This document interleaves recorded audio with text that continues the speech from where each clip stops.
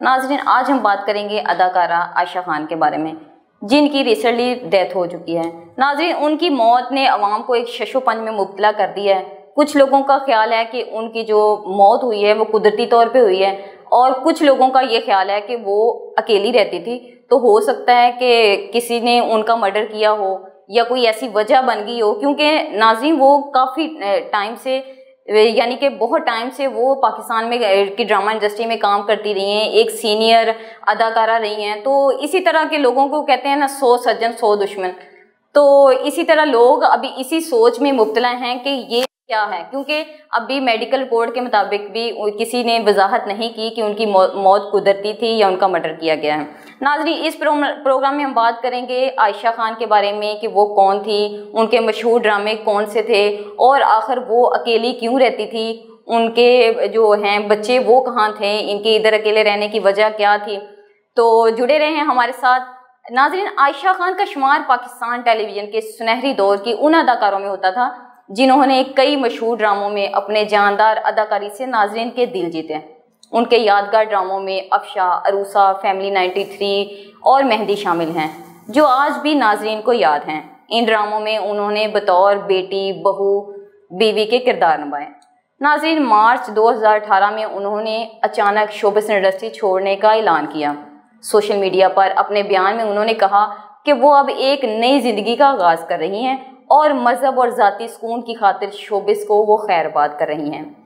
ناظرین، یہاں پہ واضح رہے کہ عائشہ خان اداکارہ خالدہ ریاست کی بڑی بہن تھی۔ عائشہ خان گزشتہ کئی سالوں سے انڈسٹری سے دور تھی۔ پاکستانی ڈرامہ انڈسٹری کے سینئر اداکارہ عائشہ خان 19 جون 2025 کو کراچی میں اپنے گھر میں انتقال کر گئی۔ ناظرین، اب بات کرتے ہیں کہ عائشہ خان آخر اکیلی کیوں رہتی تھی۔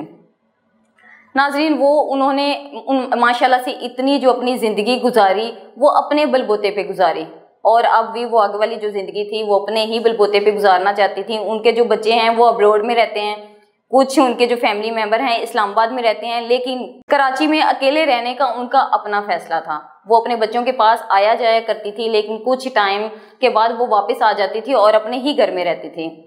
ناظرین، یہ بھی سننے میں آ رہی ہیں کہ اداکارہ عائشہ ٹائم سے بیمار تھی اور ان کی جو ایک ٹانگ ہے وہ فریکچر تھی، جس کی وجہ سے ان کا باہر آنا جانا کم ہوتا تھا، اور ان کی لاش ایک ہفتہ بعد ان کے گھر سے ملی جب اہل محلہ نے گھر سے آنے والی شدید بدبو کی اطلاع پولیس کو دی۔ چونکہ وہ بیمار تھی تو محلے میں باہر ان کا آنا جانا کم ہوتا تھا، تو اس لیے کسی نے اس بات پہ غور نہیں کیا کہ وہ اتنے دنوں سے باہر کیوں نہیں نکلی۔ پولیس اور فرانزک ٹیمیں 19 جون کو گلشن اقبال کراچی میں واقع ان کے گھر پہنچی۔ ناظرین، ابتدائی تحقیقات کے مطابق عائشہ خان کی موت تقریباً ایک ہفتہ قبل، یعنی کہ 12 جون کو ہو چکی تھی۔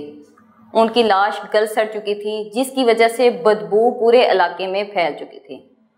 پولیس کو فی الحال کسی تشدد یا جرم کے شواہد نہیں ملے۔ عائشہ خان پاکستان کی ان چند سینئر اداکاروں میں شامل تھی جنہوں نے کئی دہائیوں تک اپنی اداکاری کے ذریعے ناظرین کے دل جیتے۔ ناظرین، ان کے وفات یقیناً شوبز انڈسٹری کا ایک بڑا نقصان ہے۔ اداکارہ کی وفات پر شوبز انڈسٹری کے متعدد شخصیات نے گہرے دکھ اور افسوس کا بھی اظہار کیا۔ ان کی زندگی اور موت دونوں ہمیں یہ سبق دے گئی کہ شہرت ہو یا سناٹا، تنہائی سب کا مقدر بن سکتی ہے۔ ہم دعا گو ہیں کہ اللہ تعالیٰ ان کی مغفرت فرمائے اور ان کو جنت الفردوس میں اعلیٰ مقام عطا فرمائے۔